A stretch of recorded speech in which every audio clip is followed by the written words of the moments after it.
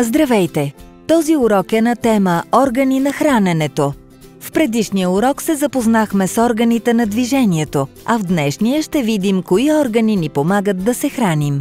Храненето доставя необходимата енергия на човек за извършване на различни дейности, а на децата за растеж и укрепване на организма. Нека сега да проследим пътя на храната в човешкото тяло. Най-напред храната попада в устната кухина, в която са разположени зъбите и езикът. Ние отхапваме храната с помощта на предните си зъби, които се наричат резци. Кучешките зъби разкъсват храната, след което я сдъвкваме с задните зъби, наречени кътници. Езикът помага при сдъвкването, смесването на храната с слюнката и преглъщането. С него усещаме вкуса на храната.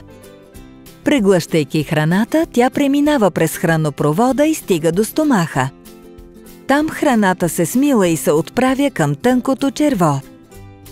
В него хранителните вещества преминават през стените на червото в кръвта, която ги разнася из цялото тяло. А непотребните вещества се изхвърлят навън през дебелото черво. Храната, която приемаме, трябва да е пълноценна и разнообразна, за да ни зарежда с енергия. Трябва редовно да консумираме плодове и зеленчуци, защото те са богати на витамини. Освен това, трябва да приемаме и месо, яйца, ядки и бобови растения, защото те са богати на белтъчини и полезни мазнини. Добре е да се храним по 4-5 пъти на ден на малки порции и бавно, за да може нито да прегладняваме, нито да преяждаме. Задължително трябва всяка сутрин и вечер да мием старателно зъбите си поне по 2 минути, за да останат здрави. Също така е важно 2 пъти годишно да посещаваме зъболекар, дори и зъбите ни да са здрави.